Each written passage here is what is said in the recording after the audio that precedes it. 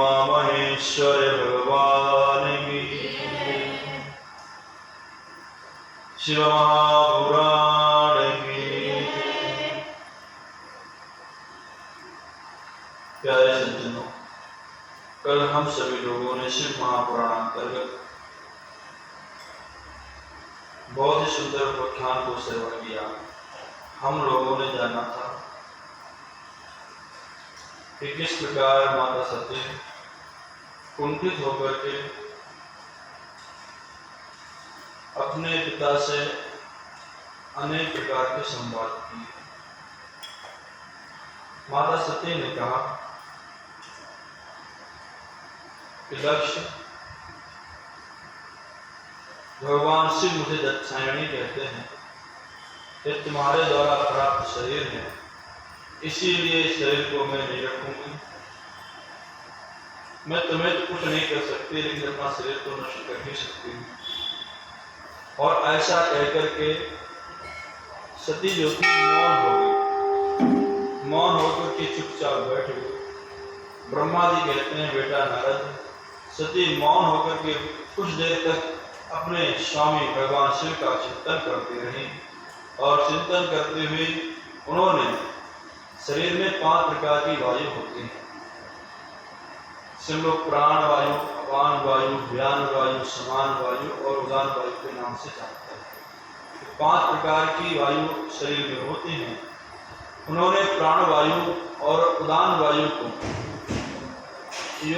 योग मार्ग के द्वारा नाभि में स्थित किया और नाभि से वायु को खींच करके हृदय में स्थित किया और हृदय से खींच करके मस्तिष्क की ओर लेकर के गई।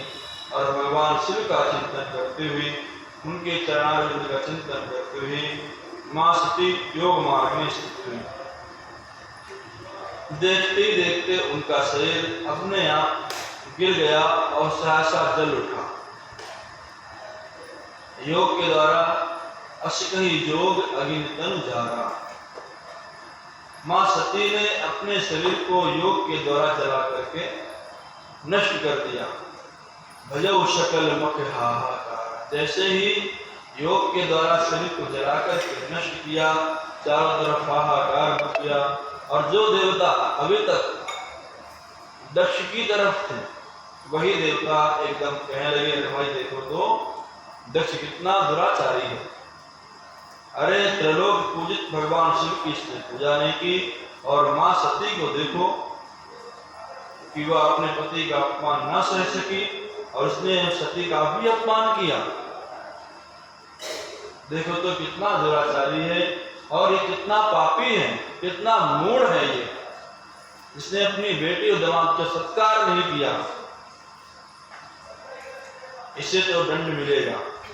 ध्यान देना, जब आपके अनुकूल समय होता है तो दुनिया आपके साथ में होती है, और जैसे समय विपरीत होना प्रारंभ होता है, दुनिया आपको छोड़ने लगती है।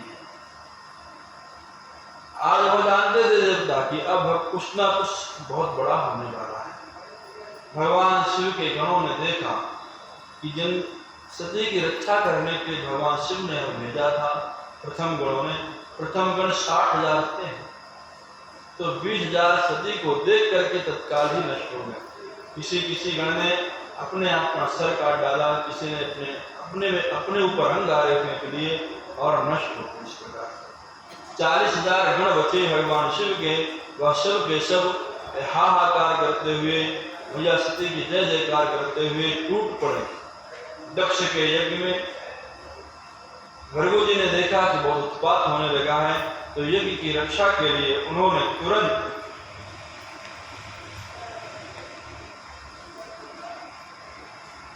अपहता असुरा रक्षा पुंसी वेद खदा, इस मंत्र के द्वारा, यह यजुर्वेद का मंत्र है, और इस मंत्र के द्वारा 1000 विभु नाम के देवता उत्पन्न हुए। वासुदेव इतने तेज थे, उनमें इतना तेज था, और सब के सब जलती हुई लकड़ी लेकर के प्रकट हुए। और जो शिव के गण यज्ञ विध्वंस करने के लिए आगे बढ़ रहे थे, उनको ऐसी पिटाई की, किसी का हाथ तोड़ा, किसी का मुंह तोड़ा, किसी की टांग तोड़ी। सारे शिव के जितने विग्रह थे वह सब के सब भाग खड़े हुए। यह अद्भुत घटना देखी सभी ने कि शिव के गण भी भाग गए हैं और इस वक्त यज्ञ सुरक्षित हो गया। लेकिन उन्हें आने वाली समस्या के बारे में बहुत ज्यादा नहीं पता कि अब क्या होने वाला है। जब अधिक हिसाब किताब शांत हो जाता है, समुद्र में लहरें शांत हो जाए तो समझ लेना चाहिए कि अब बहुत बड़ी कोई घटना घटने वाली है या कोई तूफान आने वाला है। जब ज्यादा मौसम शांत होता है, हवा नहीं चल रही होती है, तो उस वक्त समझ लेना चाहिए कि बारिश होने वाली है। इसी प्रकार से सब देवता लोग अपने अपने स्थान पर बैठ गए और बार बार विधाता अर्थात ब्रह्मा जी से और भगवान नारायण से प्रार्थना कर रहे हैं, प्रभु अब आप ही बताओ अब आगे क्या होने वाला है और आने वाली समस्या से हम लोग कैसे पार कर पा सकते हैं। तभी तक आकाशवाणी हुई। ब्रह्मा जी कहते हैं बेटा नारद, उस वक्त आकाशवाणी हुई और आकाशवाणी ने कहा, अरे दुष्ट पापी दक्ष, अरे वो तू कितना मूढ़ है, तूने सती का अपमान किया, तूने शिव का अपमान किया। अरे सती बल्कि तेरी ही पुत्री थी। आकाशवाणी ने ललकारते हुए देवताओं को संबोधित किया और कहा, अरे देवताओं, तुमने भक्तराज शिव भक्तराज दधीचि का कथन नहीं माना। अरे मूढ़ पापी दक्ष, तूने भी दधीचि मुनि का वचन को नहीं माना। उन्होंने कहा था कि जहाँ शिव नहीं है वहाँ कल्याण नहीं हो सकता है, फिर भी तूने उनकी बात को नहीं माना। उन्होंने कहा था कि बुला लो शिव जी को, अभी भी समय है, तब तुम सब के सब मौन हो गए थे, वो निकल गए यज्ञ से। जैसे यज्ञ से वह निकले हैं, समझ लो तभी से तुम सभी के ऊपर संकट मंडरा रहा है। अब जो होने वाला है तुम सब के सब दंड के भागी बनोगे। अभी भी कहता हूं कि जो लोग देवता लोग यहाँ पर बैठे हैं वह यहाँ से तत्काल निकल जाएं। शिव का कोप, शिव के कोप कौन नहीं जानता है, जिनका तीसरा नेत्र खोलते ही काम भस्म हो जाता है, जो संहार के प्रतिकार रूप हैं, उन्हें कौन नहीं जानता है।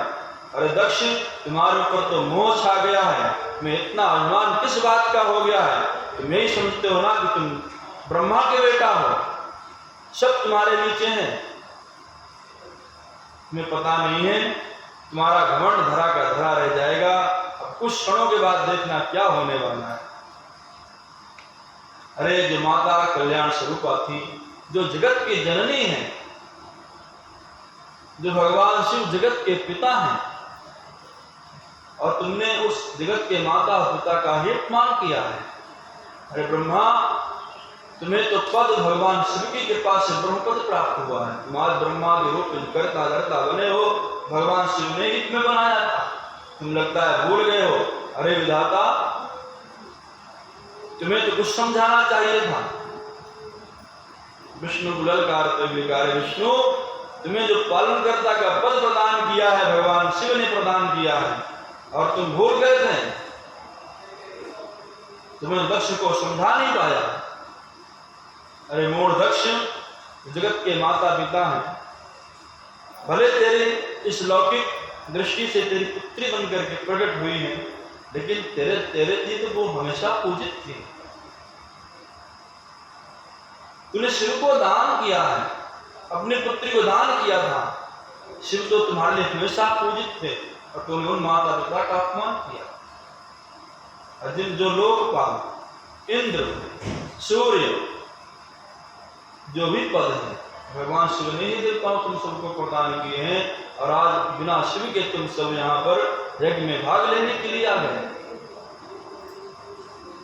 अब किसमें ऐसी सामर्थ्य जो दक्ष की रक्षा कर लेगा? है किसी देवता में ऐसी सामर्थ्य?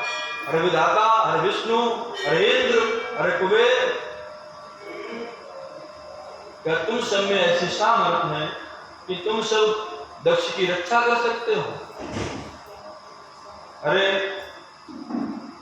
जो माता त्रैलोक्य पूजित है, जिनकी तीनों लोकों में पूजा होती है, जिनकी पूजा करने से धन संपत्ति आदि की वृद्धि होती है, जो माता सती की स्त्रियां पूजा करते हैं, वो सौभाग्य की प्राप्ति होती है। जो विद्या के अधिष्ठात्र देवी हैं, प्रकृति स्वरूपा है, आज उनका ही अपमान हुआ है। अब क्या होने वाला है? सती तप रूप में विद्यमान है, धर्म रूप में विद्यमान है, दान रूप में विद्यमान है और इन सब का फल देने वाली है। जो सती, जो शक्ति भोग और मोक्ष दोनों देने वाली है, उनका ही अपमान दक्ष ने किया है। जो भगवान की प्रिय पत्नी है और भगवान शिव ने उन्हें अपने आदि अंग में निवास दे रखा है। अरे सब बताओ, अगर तुम कल्याण चाहते हो भी अपना, तुम्हारे पास केवल मात्र एक मौका है, एक रास्ता है कि तुम अभी शीघ्रता से इस स्थान को छोड़ो और भाग जाओ और भगवान शिव से जाकर क्षमा याचना करना। और दक्ष, तुमने जो कार्य किया है वह क्षमा योग्य नहीं है, तुम्हें तो दंड मिलेगा ही मिलेगा। अरे जो यज्ञ जगत के मंगल की कामना से किया जाता है और उस मंगल को निकाल दिया जाए तो क्या रह जाएगा? वो अपने आप अमंगल स्वरूप हो जाएगा। जैसे जहां प्रकाश हो और प्रकाश को निकाल दो तो क्या रह जाएगा? अंधकार अपने आप हो जाएगा। क्या उसी प्रकार से जो मंगल की कामना से यज्ञ किया जाता है, जो लोक कल्याण की भावना से यज्ञ किया जाता है, यज्ञ लोक कल्याण के लिए, मंगल कामना के लिए होते हैं, किसी का अपमान करने के लिए नहीं होते हैं। और तुमने उस मंगल को ही निकाल दिया है। अब तुम्हें कोई नहीं बचा सकता है। तुम्हारा दुर्भाग्य है, तुम्हारे ऊपर न जाने कितनी विपत्तियां टूटने वाली हैं, क्योंकि तुमने भगवान शिव से वैर किया है। तेरा कैसा गर्व है दक्ष?